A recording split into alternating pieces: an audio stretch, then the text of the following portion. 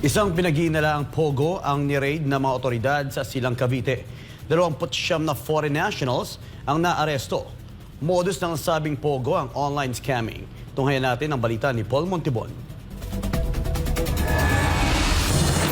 Arestado ang nasa 29 na foreign nationals kasunod ng isinagawang raid sa isang pogo sa Silang Cavite nitong Miyerkules, January 15, 2025. Susi ng operasyon ang sumbong ng may-ari ng isang resort sa Silang Cavite kung saan nag-ooperate di umano ang isang guerrilla-type pogo at dito na aresto ang 29 na foreign nationals kasama na ang 6 na galing sa Myanmar at 22 naman mula sa mainland China. Ayon sa impormasyon, nag-regroup o bumuo ng bagong grupo ang naturang pogo at kasalukuyang nasa Puerto Princesa ang ibang operasyon nito na hindi mahabol ng mga operatiba. Patuloy naman nila ang investigasyon dito. Katuwang sa operasyon ang makinatawan ng PNP CIDG Calabarzon, Regional Field Unit, Bureau of Immigration, Fugitive Search Unit, Cavite Police Provincial Office at Presidential Anti-Organized Crime Commission. Agad namang inisyuhan ng mission order ng Bureau of Immigration ang mga dayuhan. Enero ng taong kasalukuyan nang muling humingi ng ultimatum ang PAOK para sa tuluyang pagsawata ng pogo sa bansa. Batay na rin sa paulit-ulit na pangako ng pamahalaan na lulutasin ang problema ng pogo, ngunit bigo pa ring maisakatuparan ito. Batay sa pinakahuling impormasyon ng PAOK at PNP, nanganak raw ng mas maliit na grupo ang malalaking pogo hub sa bansa, kung kaya't nahihirapan ang mga otoridad